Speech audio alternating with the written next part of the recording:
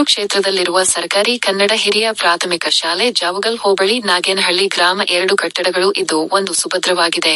ಒಂದು ಕಟ್ಟಡ ಸಂಪೂರ್ಣ ಶಿಥಿಲವಾಗಿದೆ. ಗೋಡೆಗಳ ನಡುವಿನ ಸಂಪರ್ಕವನ್ನು ಕಳೆದುಕೊಂಡು ಬ್ಯಾಲೆನ್ಸ್ ಅಲ್ಲಿ ನಿಂತಿವೆ. ಇಂತಹ ಕಟ್ಟಡದ ಮೇಲ್ಚಾವಣಿಯನ್ನು ಬದಲಿಸಿ ಸ್ಟೀಲ್ ಮತ್ತು ಹೆಂಚಿನ ಮೇಲ್ಚಾವಣಿ ಹಾಕಿದ್ದಾರೆ.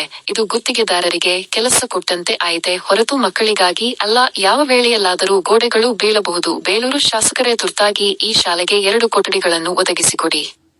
ಪೋಷಕರು ಖಾಸಗಿ ಶಾಲೆಗಳತ್ತ ಹೋಗಲು ಇಂತಹ ಸಮಸ್ಯೆಗಳು ಕಾರಣ ಎಂಬುದನ್ನು ಇಲಾಖೆ ಅರಿತುಕೊಳ್ಳಬೇಕು.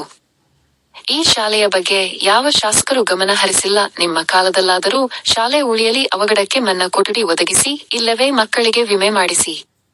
ವರದಿ ಎಚ್.ಟಿ. ಸೀತಾರಾಮ್.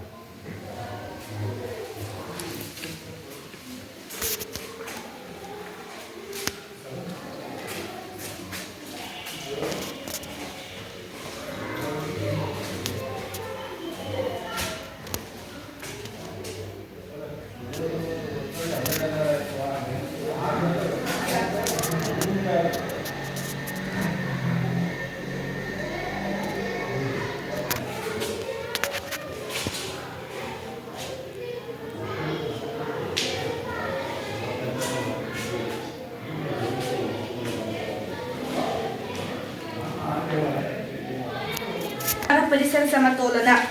ಭೂಮಂಡಲದಲ್ಲಿ ಪ್ರತಿಯೊಂದು ಪ್ರಾಣಿಯು ತನಗಿರುವ ಸಂತಾನ ಸಾಮರ್ಥ್ಯವನ್ನು ಬಳಸಿದ್ದರೆ, ಇಲ್ಲವೇ ಅವುಗಳ ಮರಿಗಳೆಲ್ಲ ಬದುಕಿ ಇರುವಂತಾಗಿದ್ದರೆ ಯಾವ ಪ್ರಾಣಿಗೂ ಹೊಟ್ಟೆ ತುಂಬ ಆಹಾರ ಸಿಗುತ್ತಿರಲಿಲ್ಲ.